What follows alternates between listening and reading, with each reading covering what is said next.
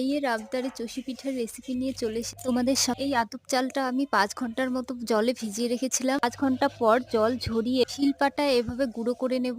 কত সুন্দর গুঁড়ো হয়েছে। এবারে ছাঁকনি দিয়ে ছেঁকে নেব। দেখুন বন্ধুরা কত সুন্দর গুঁড়ি হয়েছে। গুঁড়ো করা হয়ে গেছে আমার। উনুন ধরিয়ে কড়ায় ১ গ্লাস জল ভালো করে ফুটিয়ে নেব। একটু সময় নিয়ে ফুটিয়ে নিতে হবে। জলটা ফুটে যাবে, লবণ দিয়ে দিতে হবে পরিমাণ মতো। তারপরে চালের গুঁড়োগুলো হালকা করে ছড়িয়ে দিতে হবে আর একটা কাঠি সাহায্যে অনবরত নাড়তে হবে। কাঠি দিয়ে নাড়তে নাড়তে একটা ড্র তৈরি হয়ে যাবে খুব সুন্দর। তখন দেখবে এরকম আঠা আঠা লাগছে, ব্যাস তৈরি হয়ে গেছে। এবার নামিয়ে নিতে হবে। নামিয়ে হাত দিয়ে একটু ম্যাশ করে নিতে হবে। পিঠা বানানো শুরু আগে এই পুতুলগুলো বানিয়ে নিতে হবে। মা ঠাকুমাদের দেখে এসেছি সি পিঠা বানানোর জন্য এরকম দড়ি বানিয়ে নিতে হবে। একটু একটু ছিঁড়ে হাতের সাহায্যে এইভাবে বানিয়ে নিতে হবে। খুব সহজেই দেখো কত তাড়াতাড়ি কতগুলো চষি কেটে ফেলেছি। আমার সবগুলো পিঠা বানানো হয়ে গেলে উনানে দুধ বসিয়ে গরম হয়ে গেলে চিনি দিয়ে জাল করে পিঠাগুলো দিয়ে ৫ মিনিট জাল করে নামিয়ে